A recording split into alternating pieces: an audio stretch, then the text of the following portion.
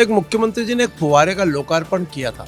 वो फुवारा उस दिन से नहीं चला आज तक। 6 करोड़ रुपए खा पी के बराबर होगा नगर निगम में। एजुकेशन हब में कभी चौपाटी बनती है क्या? लेकिन कहीं ना कहीं जाके बच्चों के हित में नहीं, इस रायपुर शहर के एक बर्बादी का सबसे बड़ा अड्डा बनेगा वो। सीएम हाउस के संरक्षण में धंधा चल रहा था कि 2003 में भी जो सीएम थे वो निगेटिव थॉट वाले थे और 2018 के बाद में जो सीएम बने वो भी निगेटिव थॉट वाले हैं। 2003 अजीत जोगी। दोनों के विकास उपाध्याय को एक प्रतिद्वंदी के तौर पर आप कितना मजबूत या कमजोर मानते? 3 तारीख को जब नतीजे आएंगे उस दिन की चाय कैसी होगी? डबल शक्कर वाली चाय होगी उस दिन। आपको शुगर तो नहीं है? मैं बिल्कुल नहीं, मेरे कारण कहिए कि शुगर बढ़ जाती है।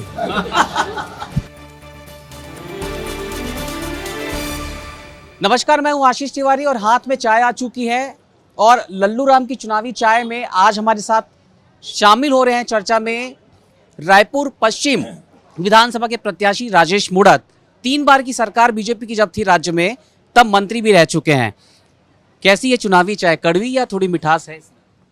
अच्छी चाय है, अदरक वाली चाय है। चुनाव में गला बैठ गया है, उससे ठीक भी हो रहा है। नतीजे कैसे आएंगे? नतीजे किस किस को बिठाएंगे? अनुकूल नतीजे आएंगे। जनता तैयार बैठी है परिवर्तन करने के लिए। नहीं सर, नतीजे किस किस को बिठाएंगे? क्या जो प्रतिद्वंदी आपका है, चुनावी नतीजे क्या बिठाने वाले होंगे या उठाने वाले?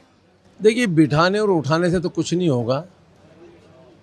नतीजा एक सम्मानजनक तरीके से आएगा। इसलिए ना नेगेटिव सोचना ना पॉजिटिव सोचना, ये लोकतंत्र जनता पे छोड़ देना।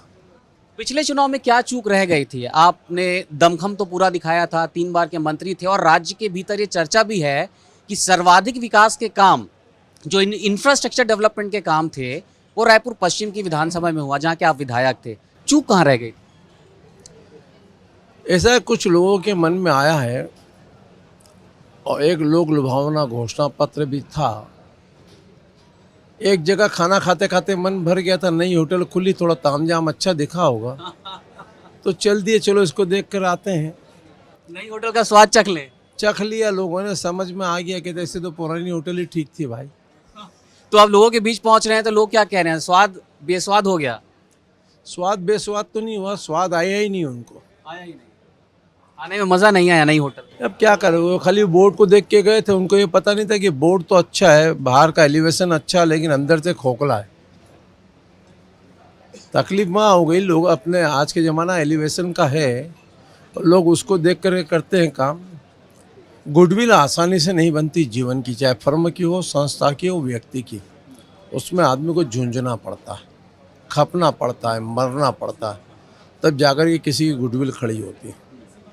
आज मैं इस कैंपस में बैठा हूँ, यहाँ सालों साल से प्रैक्टिस किए हुए वकील साथी लोग हैं। उनकी अगर गुडविल बनी होगी तो उनकी मेहनत और परिश्रम से गुडविल बनी। तो इसके लिए उन्होंने अपना आप को उसमें खपा दिया, झोंक दिया। अपने क्लाइंट के प्रति वो समर्पण भाव से उन्होंने उसको रिजल्ट ला के दिया। वो उसी प्रकार से जनप्रतिनिधि का भी यही है। जब तक वो अपने आप को खपाएगा नहीं उसके अंदर, तब तक संतोषजनक रिजल्ट नहीं आएगा। ठीक है, ये तो पॉलिटिकल जवाब हो गया, लेकिन फिर से सवाल दोहराऊंगा कि चूक का एनालिसिस तो आपने पिछले चुनाव में किया ही होगा और कहाँ कहाँ खामी रह गई, किन खामियों को दूर करना है उसकी लिस्ट भी बनाई होगी। मैंने कहा ना, कुछ चीज़ों की चूक हो गई तो जनता ने रिजल्ट दिया है, सहजता से स्वीकार किया उसको। इस दफे क्या बदल जाएगा? बदल क्या जाएगा? जिस हाल में छोड़ के गए थे उसमें कुछ हुआ ही नहीं आगे, तो बदलने की जरूरत क्या? बदलेगा ये सोच। राजधानी आपकी अपनी है, शहर आपका अपना है। इस शहर के साथ सौतेला व्यवहार। पार्टी आएगी, नेता लोग आएंगे जाएंगे, लेकिन रायपुर शहर का जो एक प्रगतिशील रूप में खड़ा हो रहा था रायपुर, उसमें विराम लग गया। क्योंकि इस सरकार ने इस 5 साल में कोई भी ऐसा एक काम नहीं हुआ है जिससे रायपुर की जनता बोले कि इन्होंने कुछ कर दिया। इन्होंने एक काम किया, खाली नए नए तरीके से नए नए स्कैंडल। अब वही अगर ट्रेनिंग लेना है तो बात अलग है, लेकिन 0% इंफ्रास्ट्रक्चर मेंटेनेंस नहीं कर सकते साहब। ये हालत है इस सरकार की। और मैं इसीलिए कहता ना, व्यक्ति आएंगे जाएंगे, राजधानी रहेगी, शहर रहेगा, इस शहर के प्रति आपका कोई विजन है, कोई सोच है, कोई कल्पना है? राजधानी है साहब।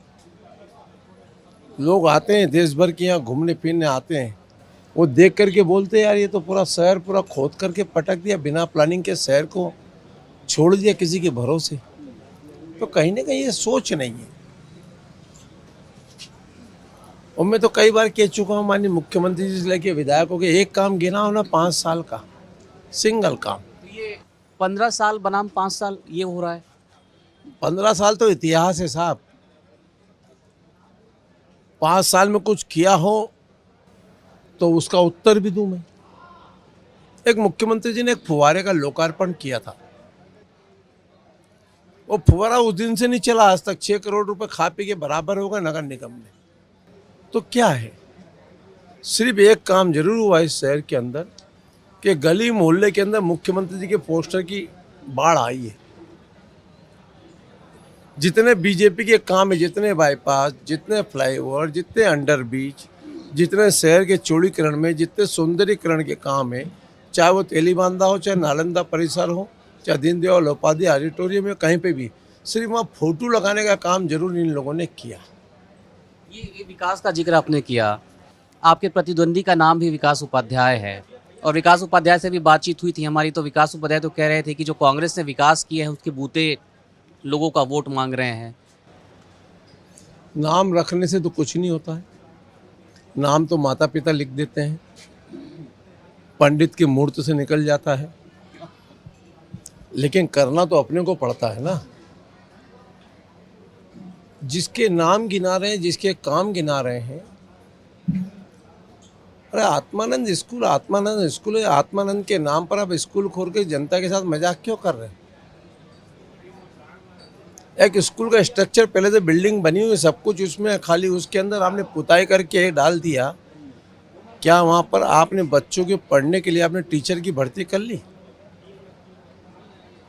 जब अंग्रेजी पढ़ाने के लिए आपने स्कूल खोल दिया और उन टीचर की भर्ती तक नहीं कर पाए आप, तो उन बच्चों का भविष्य अंधकार में डालने की कोशिश क्यों कर रहे हो भाई?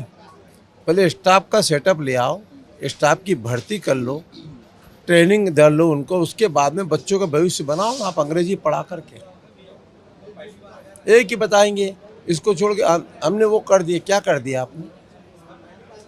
मैं तो आपके माध्यम से, आप भी पूरे शहर के अंदर घूमते हैं, सब चीज़ देखते हैं। सिंगल काम जो आम जनता के हित में किया हुआ। अरे रोड नाली ये तो रोज के ही काम है साहब। ये क्या है, किसी गली की रोड बना दी, किसी की नाली सफाई करा दी, कहीं खंबा लगा दिया, इससे क्या? फ्यूचर प्लान के लिए कोई बच्चों के लिए इंस्टीट्यूट लाए? क्या बच्चों के भविष्य को निखारने के लिए कोई ऑल इंडिया स्तर का कोई इंस्टीट्यूट आया? बेरोजगार नौजवानों के लिए कोई रोजगार के संसाधन उपलब्ध कैसे हो, इसके ऊपर कोई कार्य योजना बनी? एक चौपाटी बना दी साहब। उसका तो विरोध किया था। मैं विरोध क्या किया? मैं तो आज भी अवैध कब्जों का धंधा, मैंने पहले ही कहा था कि इस चौपाटी के पीछे की लॉजिक क्या है। एजुकेशन हब में कभी चौपाटी बनती है क्या? बच्चे पढ़ने आते हैं, 150-200 ठेले पहले ही लग रहे हैं रोड के ऊपर, वहाँ एक चौपाटी वो ला दी। थोड़े दिन के बाद में वह भी एक रायपुर शहर का अड्डा बन जाएगा साहब। आप अनशन पर बैठ गए थे लेकिन कोई रिजल्ट नहीं आया, चौपाटी तो बनकर तैयार हो गई, विरोध प्रदर्शन तो जाया चला गया। सरकार ने कोर्ट के अंदर जो एफिडेविट दिया है वह गलत जानकारी के साथ दिया, उसका निर्माण ही गलत हुआ है। और ये समाचार पत्रों से लेकर के सब ने इस चीज़ को उठाया है। अगर आप कहते हैं मैं एजुकेशन हब के अंदर जाकर के वहाँ साइकिल बच्चों के लिए बना रहा, साइकिल ट्रैक बन रहा है, ये बन रहा, तो कहाँ? वहाँ तो साइकिल ट्रैक नहीं है ना कुछ है। चाय और बुलवानी है वहाँ क्या है? वहाँ वो ठेले टाइप की गुमटियाँ बना दी हैं 67 इकाई के लिए। जब 150-200 वहाँ हैं, आपकी ज़मीन आपकी नहीं, मास्टर प्लान में आप संशोधन करके उसको क्लियर कर रहे हो। एजुकेशन हब में कभी कहीं देखा है क्या देश भर के अंदर कहीं एकाध ऐसा कोई एजुकेशन हब जिसके अंदर अलग से सरकार चौपाटी लाके खड़ा कर दे? अरे बच्चों के भविष्य के पढ़ने के लिए कुछ बना है, आपने कोर्ट में दिया कि काम कंप्लीट हो गया, तब काम कंप्लीट ही नहीं हुआ। आपने कहा मास्टर प्लान में नहीं संशोधन कर रहे हैं, तो आप मास्टर तो पहले जब चालू किया तब तो गलत था ना। नियमों के विपरीत जाके काम करना और उसके बाद में भी कोर्ट के अंदर गलत चीज़ों को प्रस्तुत करके बात करना, ये आरोप नहीं, ये तथ्य है। और इस सब चीज़ों को लेकर मैंने कहा नो प्रॉब्लम। जब कोर्ट के अंदर ये कहा गया कि सीनियर वकील साहब हैं ये सरकार के प्रतिनिधित्व करते हैं, उन्होंने कहा वर्मा जी ने वहाँ कि सर काम कंप्लीट हो गया, अब कोई मतलब नहीं है, डिसीजन नो प्रॉब्लम।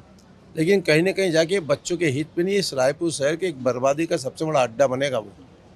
ये स्कैंडल का जिक्र आपने किया, कौन कौन से स्कैंडल हो गए जिसको लेकर अब बीजेपी इसे उठा रही है? कौन सा स्कैंडल जो इस प्रदेश में नहीं हुआ? कोल घोटाला, चावल घोटाला, पीएससी घोटाला, माइंस घोटाला, और सबसे बड़ा घोटाला तो महादेव ऐप आ गया साहब। 2021 में रिपोर्ट लिखी गई है,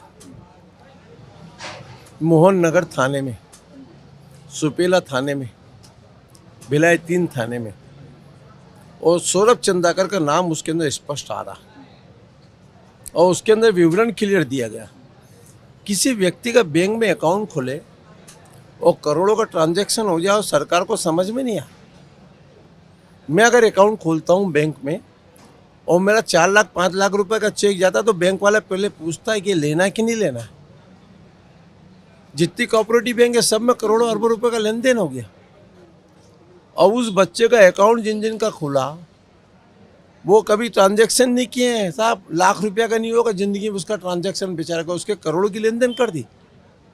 लेकिन अभी बीजेपी ने 2-3 दिन पहले ही प्रेस कॉन्फ्रेंस करके महादेव ऐप के नए मालिक का खुलासा किया। शुभम सोनी नाम है उसका, जो दावा कर रहा है कि महादेव ऐप का असली मालिक वही है।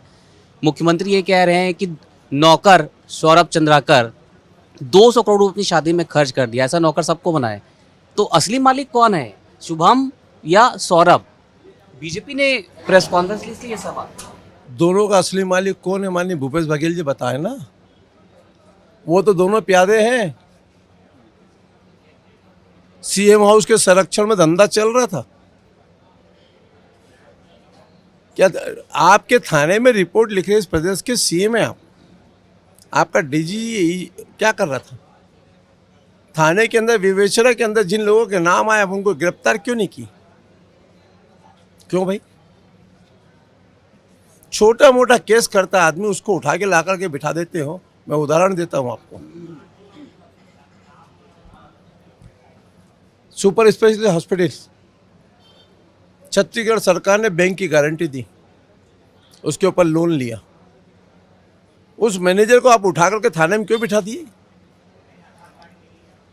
मैनेजर की एक नियम थे, उसके पास के इतना तक का लोन दे सकता है, उसके ऊपर रीजनल ऑफिस। आप डीकेएस की बात कर रहे हैं? या डीकेएस की बात कर रहा हूँ। उस मैनेजर को आप थाने में लाके बिठा दिए साहब, क्यों? आपको प्रताड़ित करना था उसको। और यहाँ करोड़ों अरबों रुपए का ट्रांजैक्शन हो रहा है, एक आदमी को नहीं उठा सकते आप। यह मिली भगत का धंधा है। रोज नए हथकंडे खोजते हैं कि आज किसको बेवकूफ बना के लूटें। तो चुनाव तो मुद्दों का होता है, लेकिन जितने स्कैंडल्स की बात आप कर रहे हैं, महादेव ऐप घोटाला या तमाम चीज़ें, पब्लिक में इस पर चर्चा हो रही है क्या? क्यों नहीं, जनता सब देख रही, तभी तो पूछे 508 करोड़ रुपया किसको मिला। हम थोड़ी बोल रहे हैं भाई। अब तुम बता दो कार किसके नाम पे थी, ये किसके नाम पे थी, उससे क्या होता है? दुर्भाग्य इस छत्तीसगढ़ का है कि 2003 में भी जो सीएम थे वो नेगेटिव थॉट वाले थे, और 2018 के बाद में जो सीएम बने वो भी नेगेटिव थॉट वाले। 2003 अजीत जोगी, दोनों के शैली यही रही है। उस समय भी राजनीतिक हत्या हुई, उस समय भय, भूख और भ्रष्टाचार था। इस भी हुई, मतलब इस बार किसकी हुई है? इस सरकार में? किसकी छोड़ी इन्होंने? किसको छोड़ा? भूपेश बघेल जी ने किसको छोड़ा? तो बीजेपी के लिए ये ज्यादा प्रभावी मुद्दे हैं या बीजेपी ने जो घोषणा पत्र जारी किया है वो ज्यादा प्रभावी मुद्दा है? ये जनता त्रस्त हो चुकी है इस सरकार से।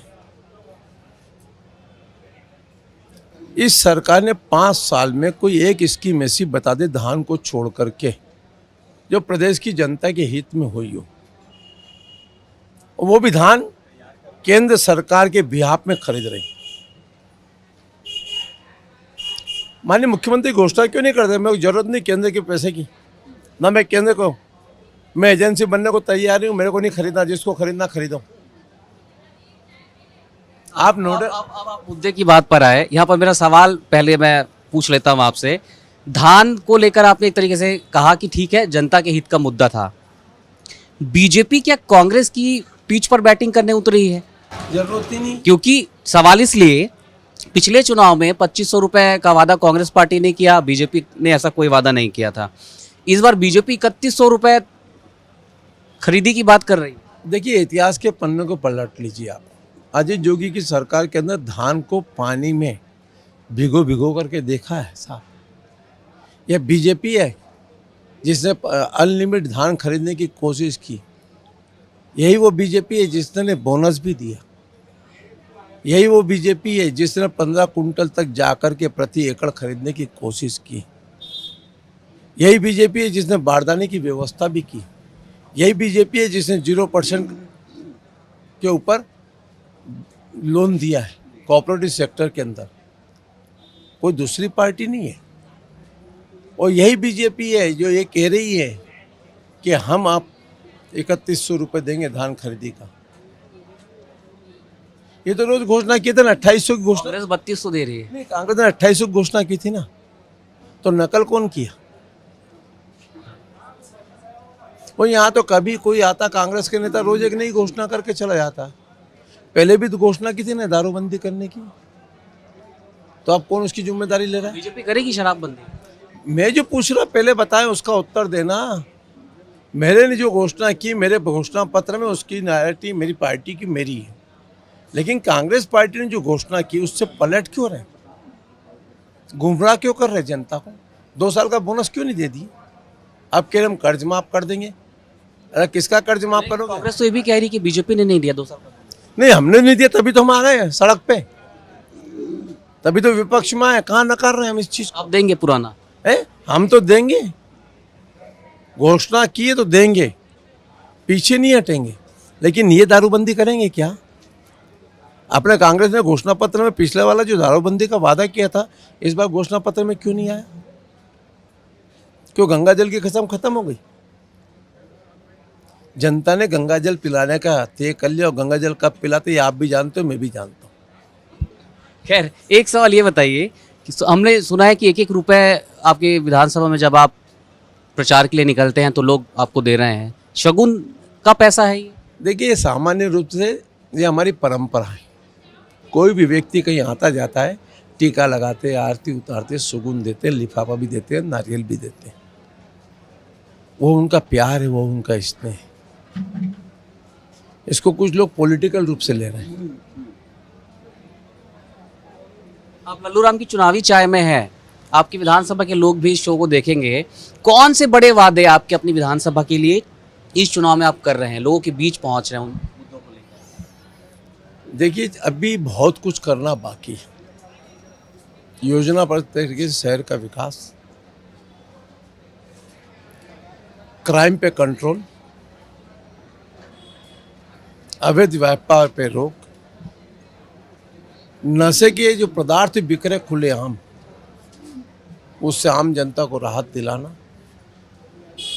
थानों का जो राजनीतिकरण हो गया उससे मुक्ति करना,